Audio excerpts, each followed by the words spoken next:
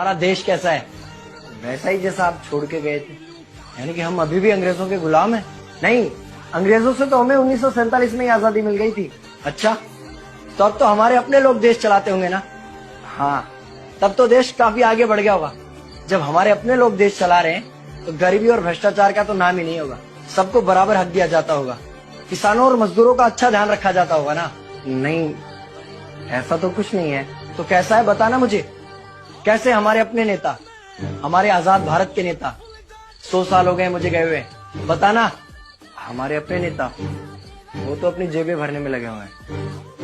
आने वाली 7 पीढ़ियों को नहीं बल्कि 700 पीढ़ियों को ना कमा कर खाना पड़े उस चीज के इंतजाम में लगे हुए हैं।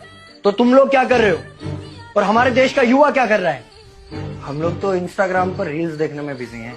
यानी कि हमारी कुर्बानी का देश के लोगों पर कोई असर नहीं पड़ा। देश के लोगों में कोई देशभक्ति नहीं, कोई देश प्रेम नहीं।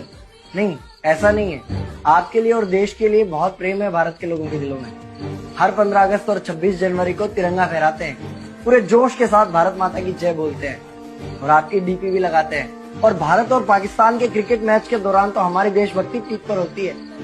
तुम इसे देशभक्ति समझते हो?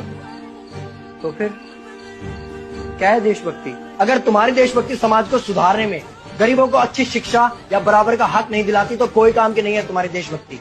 भ्रष्ट नेताओं और सरकार के खिलाफ आवाज उठाओ, लोगों को एकजुट करो। लेकिन अगर हमने सरकार के खिलाफ आवाज उठाई या नेताओं से सवाल पूछे तो हमें एंटी नेशनलिस्ट कहा जाएगा या हमें गद्दार करार दे दिया जाएगा। तो डरता है। 23 साल का था मैं जब अंग्रेजों ने मुझे फांसी पर चढ़ा दिया। मुझे तो आतंकवादी कहा गया था। अगर अब नहीं जागे तो ये देश सोता रहेगा। ये सरकारें, ये नेता देश को बेच खाएंगे। इस भ्रष्ट सरकारी तंत्र से लड़ो। देश को क्रांति की जरूरत है। क्रांति यानी कि हमें हथियार उठाने होंगे, बंदूकें उठानी होंगी जैसे आपने उठाई थी। नहीं, हमारी क्रांति विचारों की थी। जब अंग्रेजी हुकूमत ने हमारी आवाज नहीं सुनी तो हमने और जोर से आवाज लगाई और अपने विचार रखे। और क्रांति केवल सत्ता को बदलने तक सीमित नहीं है, बल्कि इस भ्रष्ट अन्यायी तंत्र को जड़ से उखाड़ कर फेंकना है। पर ये होगा कैसे? अपने आसपास से शुरुआत करो। जो भी तुम्हें भ्रष्ट नजर आए उसके खिलाफ आवाज उठाओ, एक्शन लो। तुम्हारे टैक्स का पैसा नेताओं की जेब में जा रहा है, हिसाब मांगो। अपने वोट का सही इस्तेमाल करो, लोगों को जागरूक करो और इस देश को आजाद करवाओ। इंकलाब जिंदाबाद, इंकलाब जिंदाबाद।